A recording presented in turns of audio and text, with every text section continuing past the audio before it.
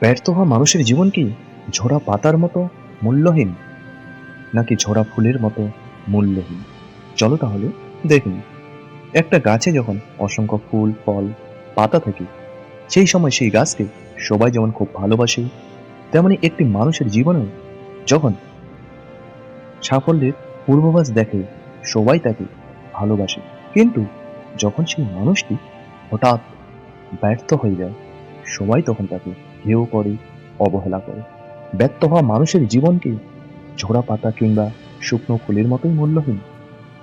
একটি গাছে অনেক পাতা থাকে, অনেক ফুল থাকে, আর সেই সবুজ পাতা ও ফুল গাছের সৌন্দর্য বাড়িয়ে তোলে, আর তা দেখে সবাই আমরা মুগ্ধ হই।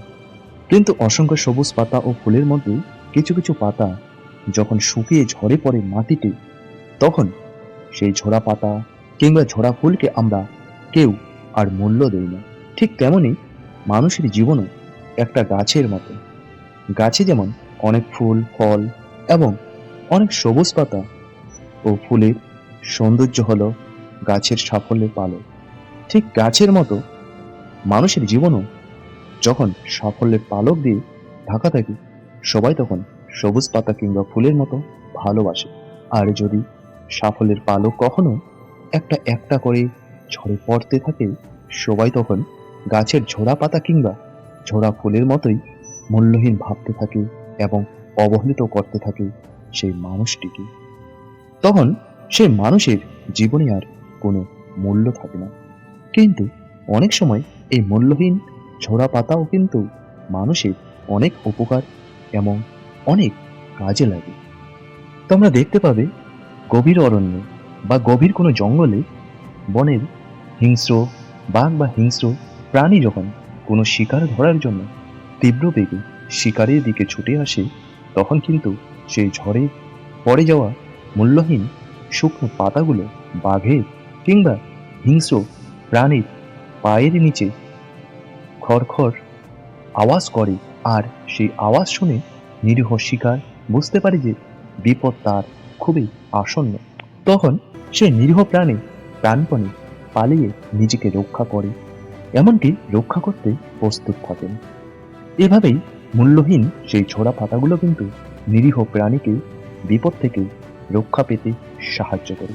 ঠিক তেমনি আমরা যারা বারবার ব্যর্থ হয়েছি, মানুষের কাছে বারবার অবহেলিত হতে হয় মূল্যহীন ভাবে যখন সবাই, তাই বলে তিলে তিলে নিজেকে শেষ করে দিচ্ছ, বিষাদগ্রস্ত হয়ে পড়েছ। তোমাদের উদ্দেশ্যই বলছি, গাছের ছোড়া পাতার মূল্যহীন হয়েও যার কোনো প্রাণ নেই, তবু তারা যদি অন্যের উপকার করতে পারে, তোমার তো প্রাণ আছে, স্বপ্ন আছে নিজের জীবনের জন্য, তাহলে কেন তুমি পারবে না? তুমিও পারবে বন্ধু, তোমার সাফল্য, তোমার লক্ষ্য অর্জন করতে। জীবনে চলার পথে অর্থের কষ্ট, হেরে যাওয়ার কষ্ট, অবহেলিত বঞ্চনার কষ্ট থেকে হরেক রকম কষ্ট, দুঃখ আসবে, তবু নিজের স্বপ্নের সাগরে পৌঁছাতে তোমার তৈরি করার ক্ষমতা তোমার মধ্যেই আছে। তুমি পারবে, তোমাকে পেতেই হবে। মাঝে মাঝে যদি জীবন হতাশাগ্রস্ত হয়ে পড়ে, তাহলে গাছের ঝোড়া ফুল বা ঝোড়া শুকনো পাতার কাছে যাও, তাহলে দেখবে তারা তোমাকে এগিয়ে যাওয়ার সাহস দেবে আর বলবে তোমার কিছুই হারায়নি, এখন তোমার জীবনে প্রাণ আছে, লড়াই করার ক্ষমতা আছে, তুমি পারবে তোমার স্বপ্ন অ্যাচিভ করতে, কারণ এখনো তোমার প্রাণ আছে।